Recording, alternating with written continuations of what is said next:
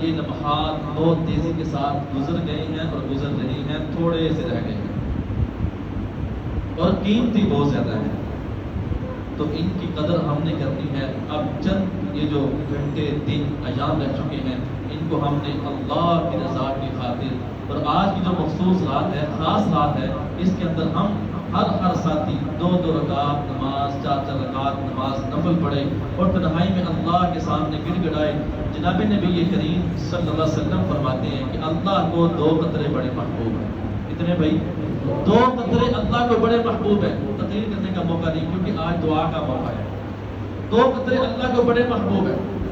ایک وہ قطرہ جو جہاد کے اندر مجاہد کا نیزہ، گولی، تیر لگنے سے اس کے جسم سے نکلتا ہے، ابھی زمین پہ گرنے نہیں پاتا، اللہ سارے گناہوں کو معاف کر دیتا ہے۔ دوسرا وہ قطرہ جو آنکھ سے نکلتا ہے، رخسار پہ نہیں آتا، گال پہ نہیں ابھی گرتا، اللہ اظہار اٹھانے والے کے گناہوں کو معاف کر دیتا ہے۔ اس لیے بہت ہی قیمتی رات ہے، تو یہ قدروں والوں کو ملتی ہے اور یہ بہت ہی خوش نصیب کی رات ہے۔ اللہ بار بار ہمارے زندگی کے اندر یہ رات ہمیں نصیب فرمائے۔ یہ رات اللہ پاک ہمیں بار بار دیکھنے کی اور اس کے مزے سنہرے موقع اللہ پاک ہمیں لوٹنے کی توفیق عطا فرمائے۔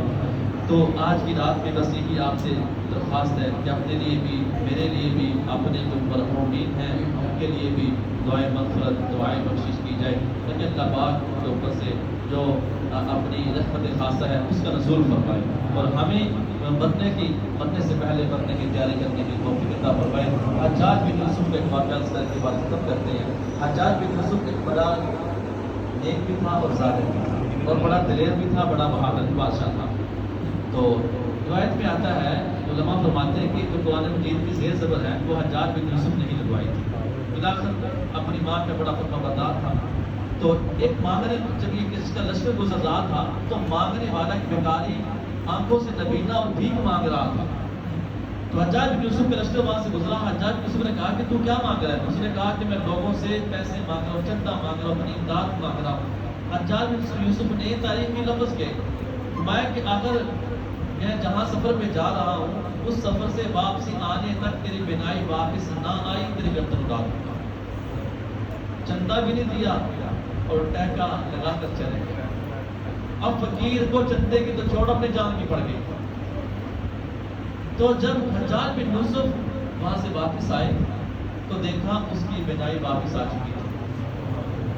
کہا کہ بھائی ابھی تو نبینا تھا اور ابھی بینا کیسے ہو گیا، بینائی کیسے آ گئی؟ انہوں نے کہا کہ جب آپ نے کہا نا کہ میں قتل کروں گا تجھے، اگر آنکھیں تیری صحیح نہ ہوئی تو میں اسی وقت اللہ کے گھر کے اندر گیا اور میں نے کہا یا اللہ پتہ ہے دنیا کے لحاظ سے کمزور ہوں، ڈاکٹر میرا واقف نہیں، امیر آدمی میرا واقف نہیں، یا اللہ میں تیرے دربار کے اندر آ گیا ہوں، اب یہ میرا زندگی کا سوال ہے، اگر آنکھیں میری نہ ملی تو وہ مجھے اڑا دے گا، گردن میری مار دے گا، مجھے قتل کر دے گا۔ یا اللہ تیری خدائی کا واسطہ، تیری کبریائی کا واسطہ، تیری رحمت کا واسطہ، جلال کا واسطہ، اس نے اتنے واسطے دے دے کے اللہ کے نبی کے تو اللہ کے سامنے درخواست کی، اللہ نے اس کی آنکھوں کو صحیح فرما دیا۔